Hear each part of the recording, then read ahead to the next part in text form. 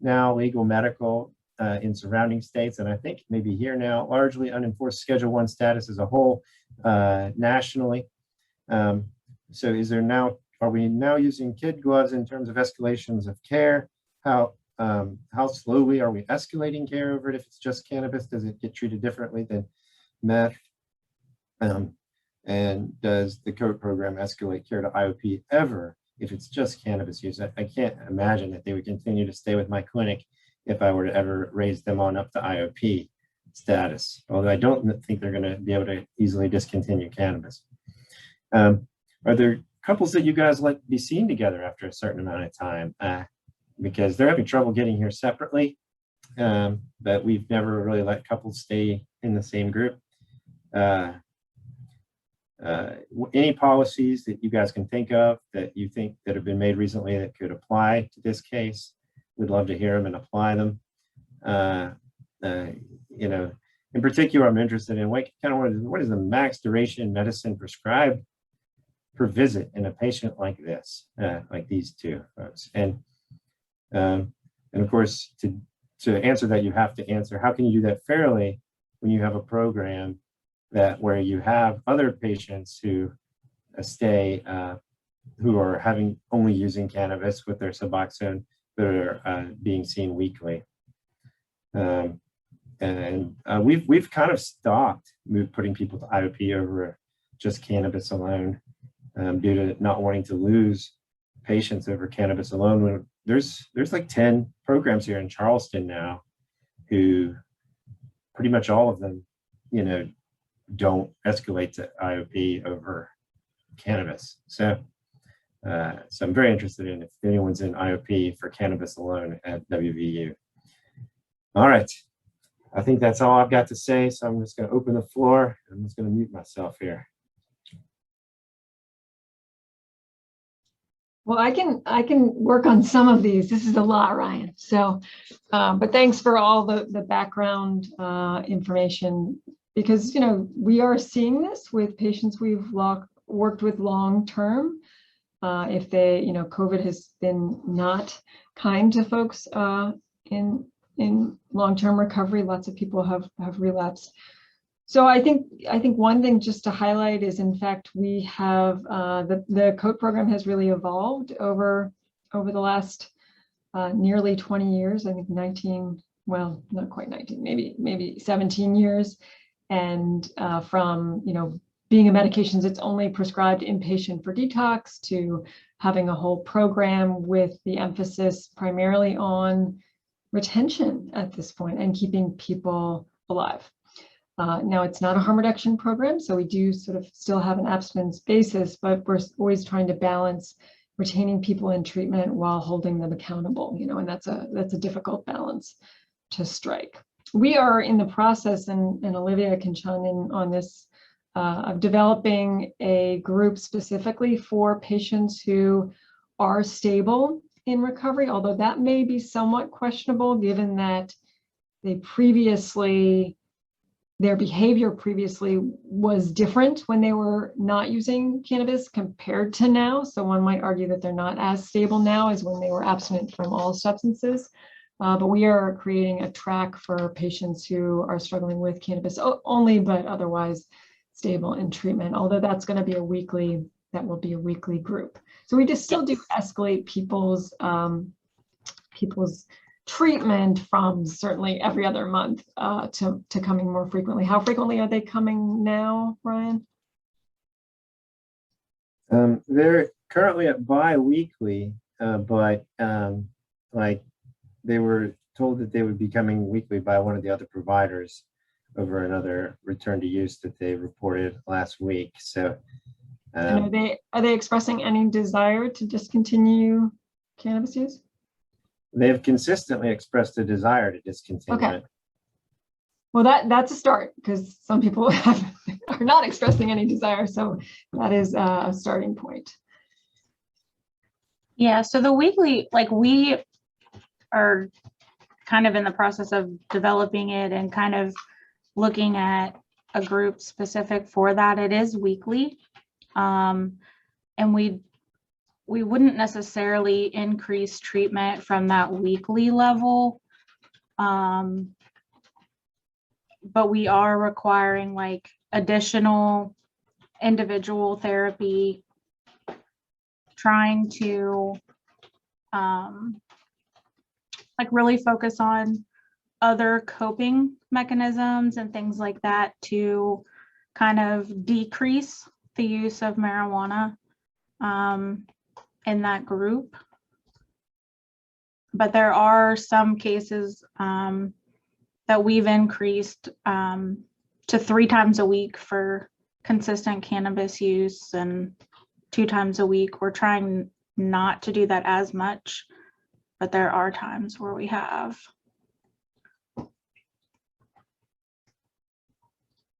And just to answer very specifically, we have had people in our IOP program who their primary substance of choice is marijuana.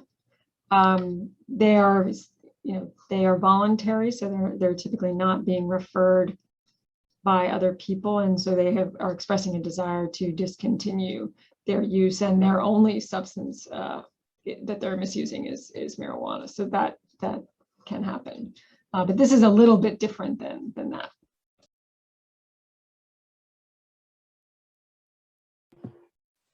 Thank you so much to both of you for those comments. Does anybody else have any questions or comments or answers to some of those questions I have up for them?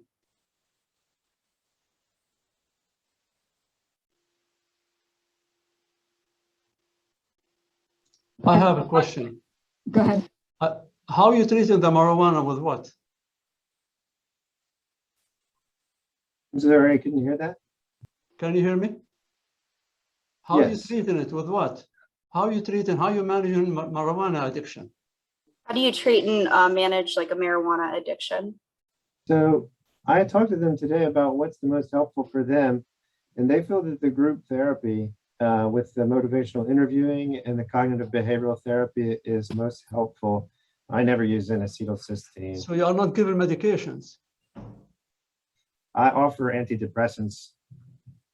Okay, because they use in our mucomist. Are you using mucomist? No. Okay, they use in Buspar, they use in Topamax, and you can use Marinol also and taper the dose like benzo, like anything else.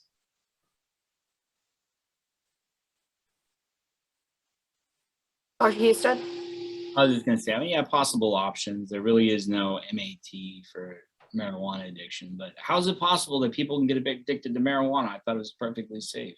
Say that tongue in cheek.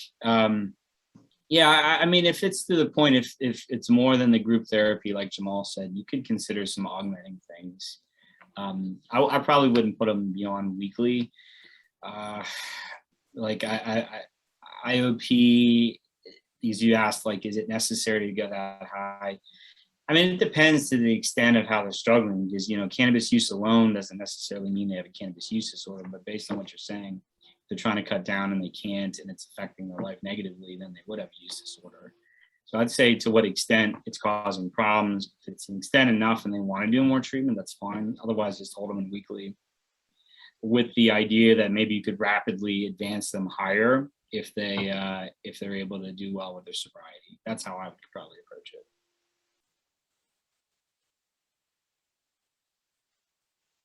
Thank you so much. Does anybody else have anything they want to add before we move on to our didactic portion? Or Ryan, do you have any other questions that you need clarified? So the other issue is the couples seeing couples together. So that's quite problematic, especially if one is being honest and one is not being honest, and how that gets managed in group. But there's also, I do know where there is only one group for them to be seen in, and how do you sort of handle that, because it's limited access to treatment. Would one be willing to come to a weekly group and the other a bi-weekly group? I don't know if that would be a possible solution. Ideally, they would not be seen together, but sometimes that is the only option, in which case you could try it and see how it goes. And the individual component would be really important in that case.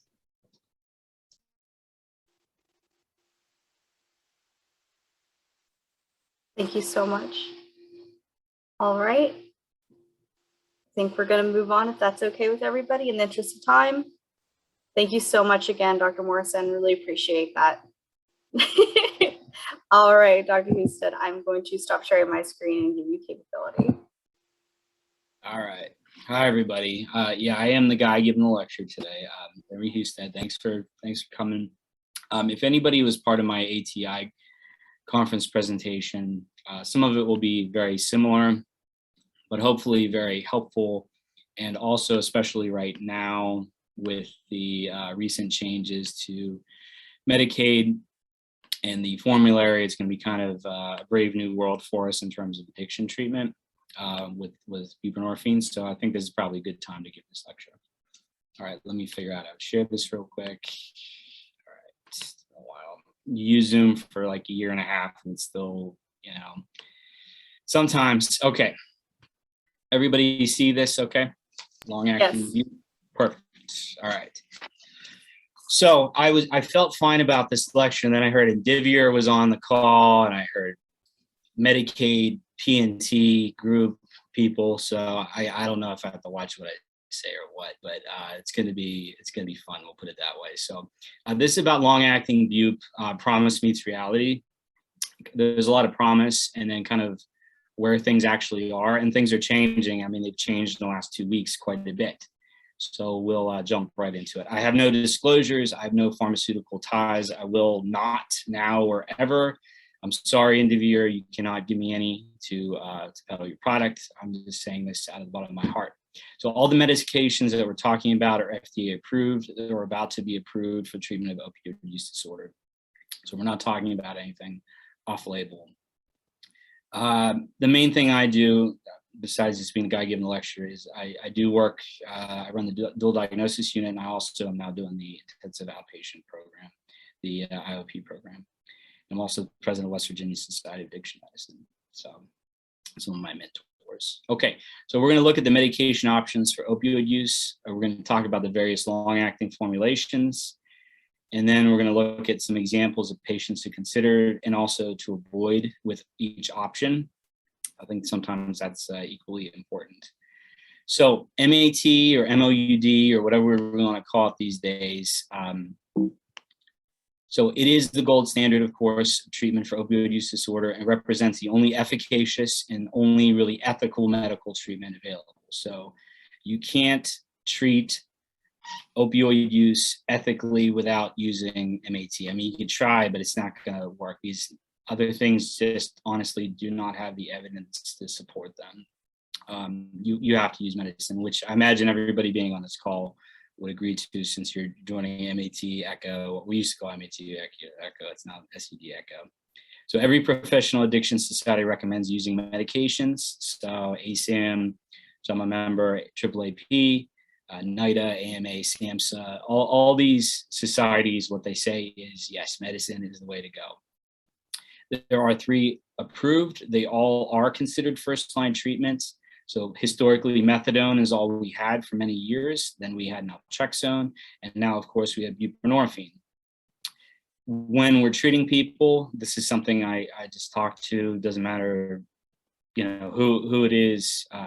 Our goals, if we kind of keep these as our North Stars, 1 is decrease morbidity and mortality, and 2 is increase quality of life. If you keep that as your kind of guiding principles, I think you'll do all right. And some of these other questions kind of fall into place of how we should approach certain things. All right. So what if we could use long-acting or injectable / implantable buprenorphine? That sounds wonderful. So we know bupe works. Is it perfect? No. Are there setbacks? Yes. Is there diversion? At times, of course.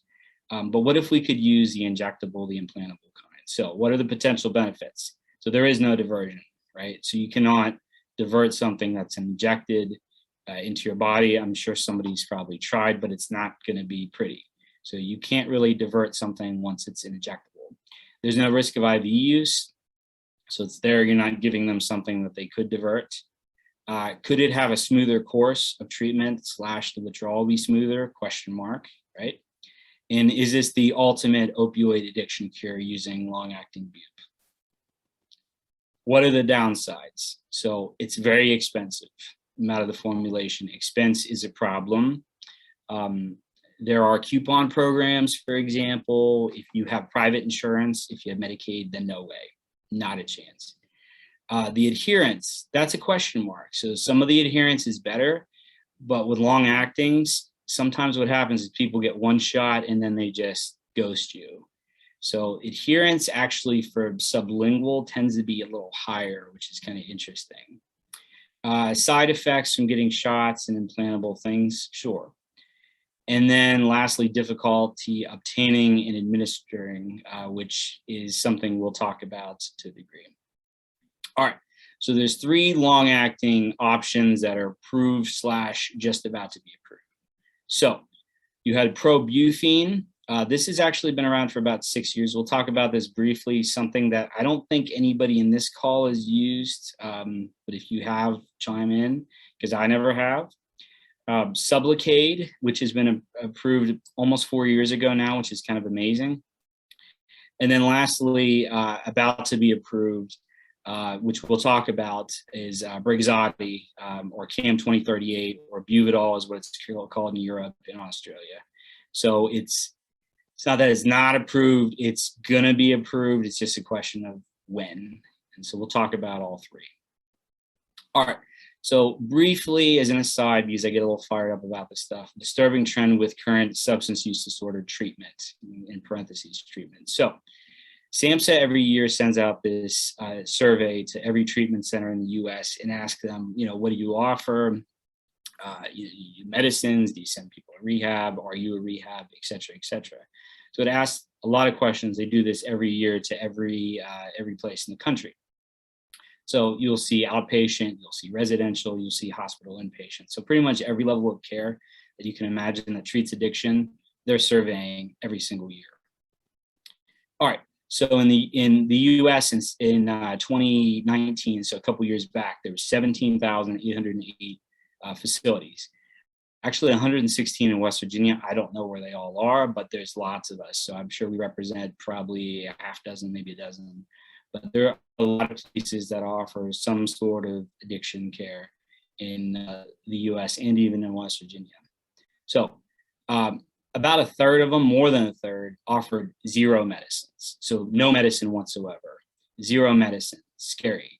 Only about 50% offered naloxone, or I should say 50% offered no naloxone. So it's really a coin flip if you're gonna have naloxone or overdose education. So places that are treating opioid use, not even using Narcan, imagine that. And then in terms of using extended release Vivitrol, only about a third, whereas something like Sublocade, only 10%, and Buprenorphine, which WVU we theoretically could offer, but I don't know of us ever actually doing it. It's a very small percentage that actually uses stuff. So lots of treatment, but in terms of what places actually use medicines at all, it's actually fairly small percentage. All right, so Buprenorphine, keep that in the back of your head. So again, lots of treatments. We know it's the gold standard, but lots of places are not using medicine. So what is Buprenorphine? It's an implantable buprenorphine rod. You put 4 rods in someone's arm, they last for 6 months. It's intended to use only in patients that are maintained on low dose of bup, and they have to be on it for a while. It's meant for 16 years and older, just like all forms of bup. And it's these 4 rods that you have to put in somebody's arm under local anesthesia.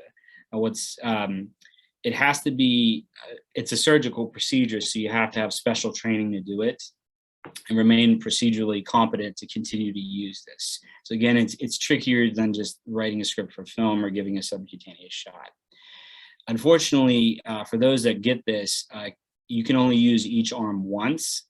So really in totality, 12 months, 6 months one arm, 6 months the other, and then you're done with Buprenorphine. So you got to do it in people's arms. Literally, you cut into their arms, little slit, and then you place these rods into it. So 4 small rods, around 75 milligrams each rod. And then when 6 months later, you have to take them out, which is a little bit more involved because you have to make a cut over each rod and pull it out. So theoretically, somebody could dig this out if they didn't want to be on it, but it probably wouldn't be pretty. All right, so there's certainly adverse reactions. So in the site itself, so you're going to see this with really any long-acting, whether it's a shot or the rods, but you'll have issues in the implant sites, so pain, pruritus, erythema. So you got to keep an eye on these sites after you put them in. There are non-implant site related events. So just like any form of BUP, so you'll see constipation, nausea, some vomiting, sometimes headache, depression, theoretical risk factors. So a lot of things similar to any other form of buprenorphine you can see with Probuphine. So what are the keys? It's really only meant to be used in stable people on low to moderate doses of BUP. So really 8 or below. You're not giving this to somebody who's unstable on 16 milligrams of Suboxone. You have to do a surgical procedure to place and remove. You can only do these 4 rods in each arm once, so it's 12 months in totality. You need a risk evaluation and mitigation strategy program, so a REMS program to do this. And you cannot feel the implant. You can use ultrasound or an MRI to visualize. You actually, an X-ray and a CT cannot really see these little rods. It's kind of interesting. And it's never really been studied to use as a discontinuation treatment. So theoretically, it could be kind of an interesting way to treat folks trying to come off of BUP, to put the rods in, but it's never really been studied per se to do such. It's expensive. It's about $5,000 for the medicine alone, but that doesn't include the cost of actual procedures. And again, I don't know of Medicaid ever approving of this. I don't think it's ever been given here, but it's a theoretic thing. Does anybody, we'll stop here for a second. Anybody have any questions about Probuphine before we move on? If anybody's monitoring the chat, I'm not looking at it right now. But it's kind of interesting. What's up?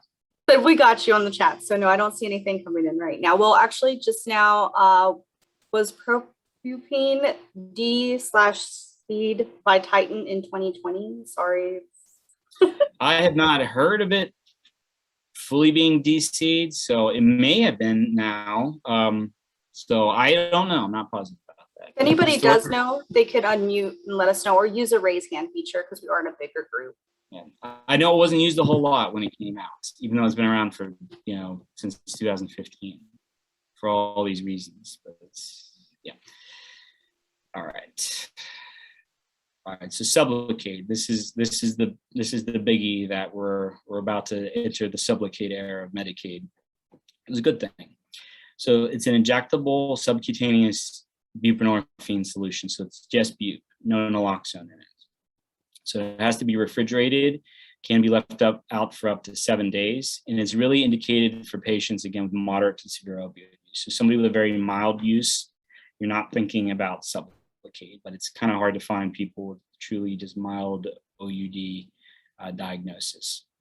So to get Sublocade, you cannot just start somebody immediately giving them a shot of Sublocade. So it's part of the packaging. I'm sure the representative will agree, but it has to be 7 days of oral first. So somebody has to be tolerating oral before you can give them the Sublocade shot. So it only comes in 2 doses that are 300 milligrams or 100 milligrams, and they're placed in the abdomen only. It's the only location you're allowed to give them. There's an indefinite length of treatment in terms of how long you can give people Sublocade. So there's no clear thing like with Probuphine where you could only do it for 12 months, right? Because 6 months in each arm. Theoretically, you could have somebody on Sublocade indefinitely. It is being very heavily marketed to various entities, including legal system for planned prison releases. And I haven't heard about it so much in West Virginia, but I imagine drug courts are probably going to get this pretty heavily marketed, just like Vivitrol was, really, and is. So there's certainly kind of an industry side to this that we do have to consider, no offense, but it's there. All right, so Sublocade, what are the indications? Again, somebody who has moderate to severe OUD, they need to be on medicine for 7 days. It's supposed to be, and this is on packaging really with Brixadi as well, or any kind of Suboxone, anything, is it needs to be part of a complete treatment plan. It includes counseling and psychosocial support. And the equivalent really varies depending on the dose. It can be anywhere from 8 milligrams to about 24 daily, which we'll go over a little bit more. Of note, when you've achieved steady state, so after 4 to 6 months of shots, you can actually have, if you stop Sublocade, still have buprenorphine in your system for 12 months or longer. So you can get the shot for say 4 or 6 months, stop the shot, and then you can follow people's blood levels and they'll continue to have low levels of bupe for months, which theoretically makes it an interesting choice if you're trying to discontinue somebody. All right, so it's injection and subcutaneous only. You do not give it intravenously, intramuscularly, or intradermally. That's how problems arise. Only healthcare providers should prepare and administer Sublocade, and you have to give it at least 26 days between doses. So it's indicated for 30 days, which is a little tough with the way code is made up, where we usually do a weekly stuff. So 28 days versus 30, that's going to be a big question for me. Is, Medicaid going to pay for it if it's 28 days instead of 30? I don't know, to be determined. So initiating it as the first product that people have ever had has not been studied. So again, it's only once somebody's actually been inducted on oral bupe, they've been dosed with oral bupe, and again, they've had to have been on it for 7 days to really buy the packaging itself. And what Medicaid's going to ask you is, have they been on it for a while? All right, so this is how you give it. So it has to be in the abdomen. There's only 4 sites. It's a monthly shot. So you pinch up, it's a subcutaneous, and you have to go in at an angle. It's a longer needle, and it's a little bit higher solution. So it's 0.5 mLs and 1.5 mLs for the higher dose, because again, there's only 2 doses of it, the 100 and the 300. So you have to go in at an angle. You do not want to go too shallow and put it in the skin. It can cause some severe problems. You don't want to go into the abdominal musculature. That can cause some serious problems as well. So you have to put it in the sub-Q space. All right, so the dosing, so what's recommended is people go on 300 for the first 2 months and then transition to the 100 milligram dose as a maintenance dose. Theoretically, you can keep people on the 300 who tolerate, but they're still having problems with cravings, and it's just not enough for them. So the cost is exactly the same between the 300 and 100. It's not like the 100 is, a third of the cost.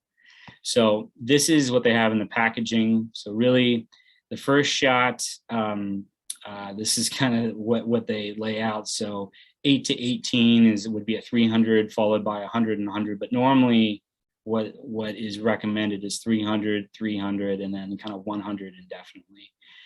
Kind of similar to if anybody's used Invega, Sustenna. So long acting, you get kind of bigger doses. For that, you get a booster dose, and then you kind of find the maintenance dose. So that's really where we're at. Okay. So the adverse reactions, there are common adverse reactions, just like any kind of bupe product. So again, things that you've seen with any kind of bupe. You definitely see injection site reactions. So often pain, erythema, and pruritus. So this tends to be over 5% of the time. There are also issues with post-marketing case reports of abscesses, ulcers, and necrosis. This does tend to be if somebody puts it in the wrong space. So if they administer it wrong, this is how this stuff happens. But it is a higher volume of medication. So at times they have actually needed to go in and do surgical depot removal, debridement, antibiotics, and stopping it. So there are some serious reactions that have happened with this. And again, the likelihood increases exponentially if you put it in the wrong space. So it really has to be subcutaneous.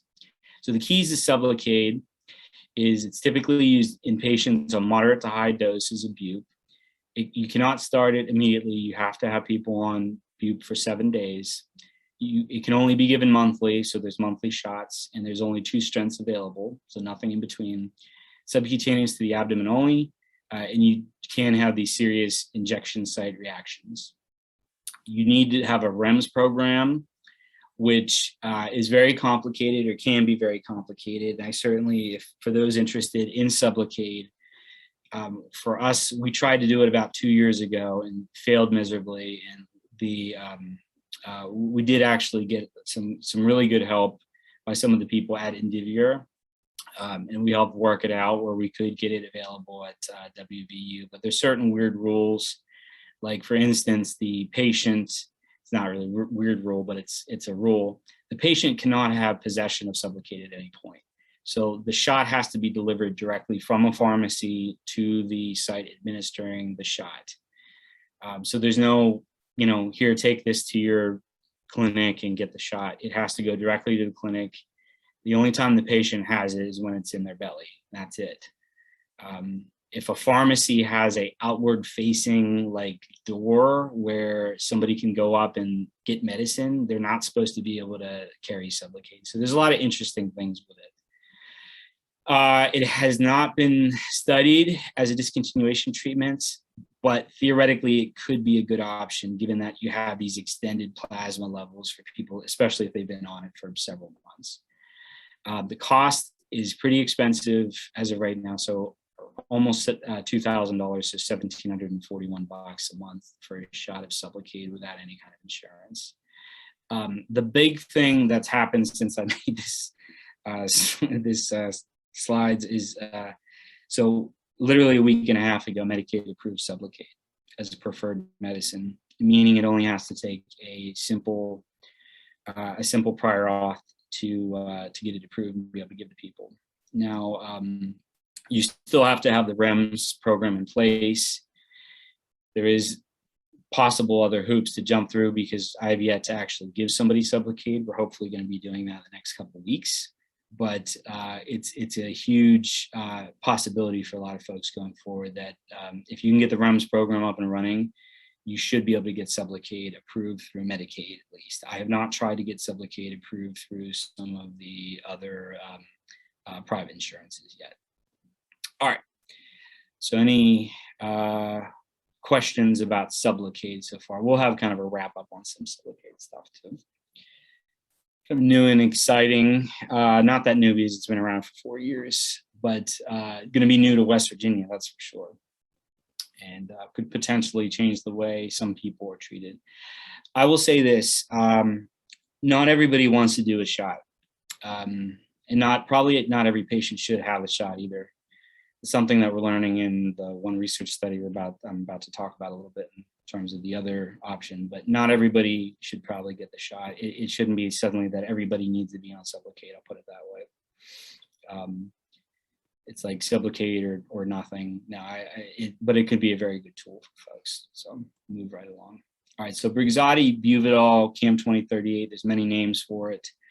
It's very similar to Sublocade. This was approved in the European Union in 2018. So it was their Sublocade, so their first medicine. Sublocade, and in Europe, it's used for 16 years and older, so it's the same as the US. So in 2018, it was tentatively approved in the US, but it was blocked for marketing because of Sublocade being on the market. So basically, they both went to the FDA. Sublocade got there first, and Sublocade got it, and the FDA blocked Brixadi, Buvidal for several years until this period. Basically, it's the idea that you have these exclusivity considerations. So if Elizabeth and I came out with the exact same form of aspirin, they would have to pick which of us got to go first. And in this case, it was Sublocade. And Brixadi, Elizabeth, you won, and I got to wait for 4 years before I can give them my aspirin. All right. So the final approval is still pending for Buvidal / it's going to be called Brixadi in the US. It's Buvidal in Europe if you want to look into it. And CAM2038 is its name for research. But it's kind of on delay right now. And I mean, at any point, this could really get approved. So you could open up the paper and it could get approved by the FDA.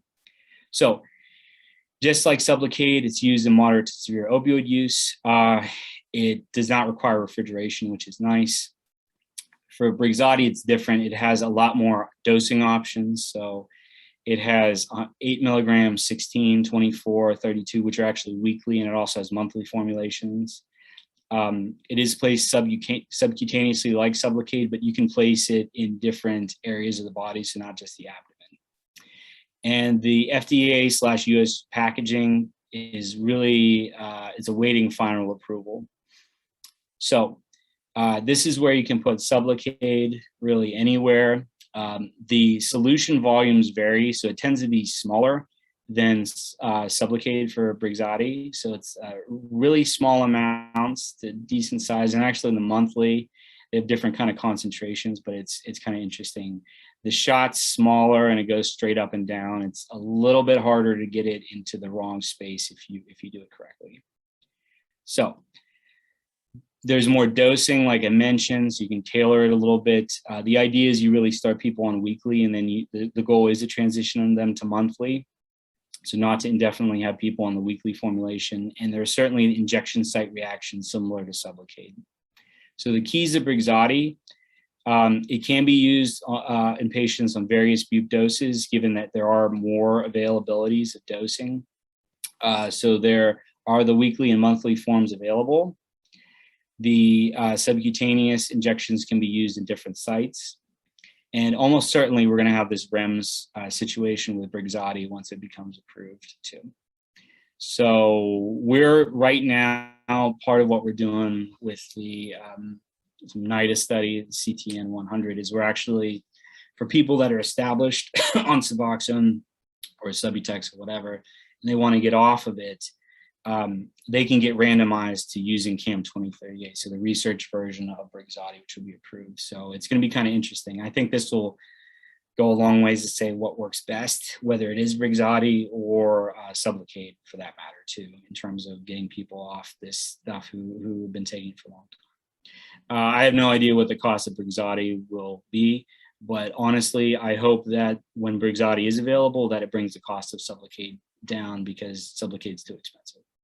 All right, so I'll skip over the patient examples just so we have a minute to talk, but really to point out, if Probuphine is available, really low dose, stable people on low doses of bupe is who you're looking for, whereas Sublocade, it's really meant for people on higher doses of bupe, tend to be higher because it is a big slug of medicine at first, whereas Brixadi, it has less restrictions, so you still have to be cautious about the cost. And again, it's not fully FDA approved yet, but it will be pretty soon. And again, they're using it in Europe, and we're using it in studies too.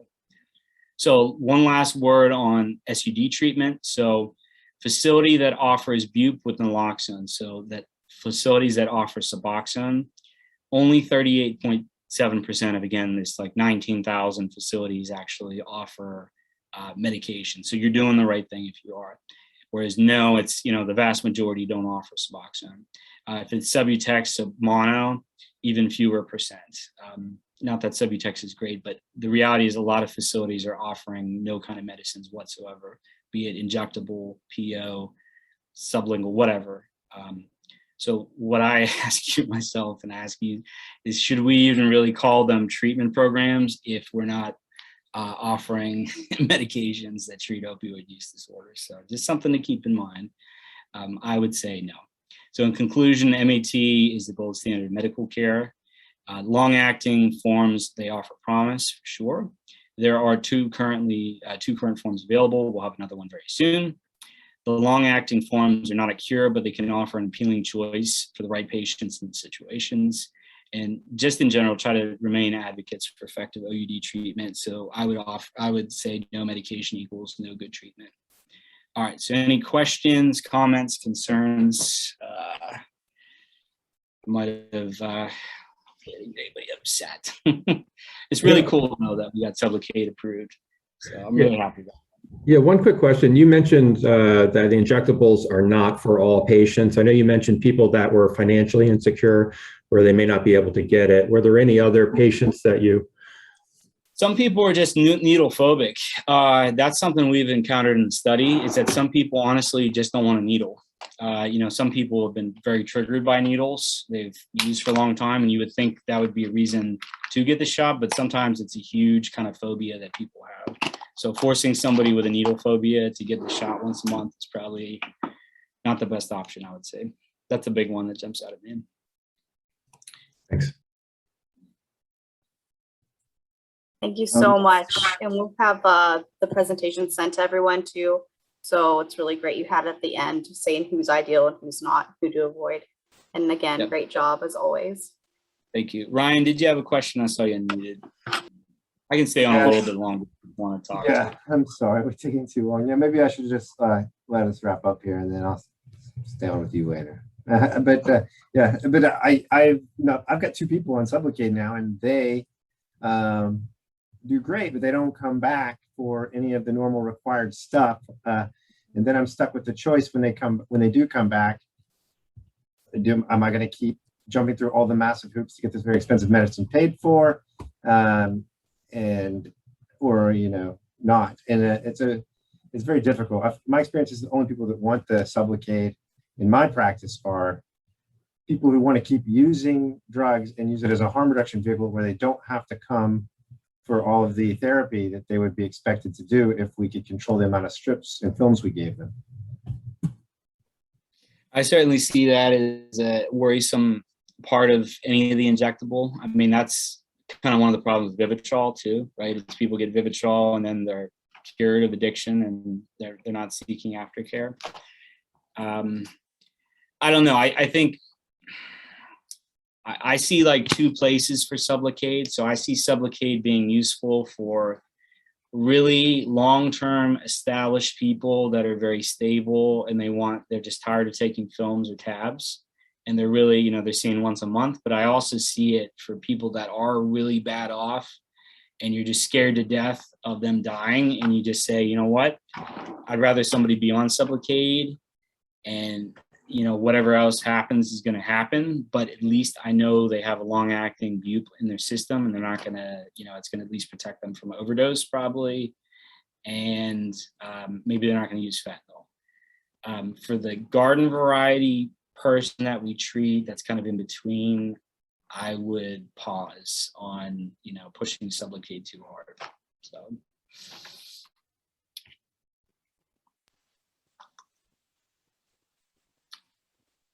Any other questions? And Dr. Bo, you've used Sublocade, right? What is your experience on it? I see. Yeah, we've used it. So we've only used it, I think, for 2 or 3 people between me and Dr. Naza. It's been it's been very helpful. One of our patients, however, did relapse, and it was very interesting because the Sublocade injection, it dissolves over time. His did not. It stayed as a big knot in the subcutaneous tissue. And actually, we contacted Indiavir and let them know about that side effect. And what we were told? Well, actually, we haven't had anyone in our study who took it as long as he had. So we had no idea, because he was one of the first people who got it, because he started getting it when he was in California. And when he came back to West Virginia, we took him on. But then he relapsed, unfortunately. And I'm pretty sure it's because the solution he had did not work anymore. Like, whatever reason, it just stayed there, did not dissolve. The other issue is you would find patients who do tell you, and including my friends I have some friends who have patients on Sublocade in different states. It does run out early. For some people, and I think the rapid metabolizers of the 2D6, they're by 26 days, they're done. They're like in withdrawal actually and having lots of cravings. And so we've had to bridge some of our people. One of our persons with that, we had to bridge them with Suboxone until they got the other shot. I think it's just good, probably standard practice if you're using Sublocade, to make sure somebody has some films on hand when they're first starting it, because it is really an unknown of how long they're going to need the additional. I know in the CTN study, even with Brixadi, whatever you want to call it, we're doing the same thing too. So yeah, I would err on the side of them having a little extra medicine and not enough. And it makes sense. The knots, like Sublocade definitely will have injection site stuff happen, especially if it's put in incorrectly. So, all right. Anybody have anything else? Appreciate everybody joining. This is very helpful. Thanks. Yeah, you're welcome. All right. All right. Well, I can go ahead and launch that fun poll you guys love so much.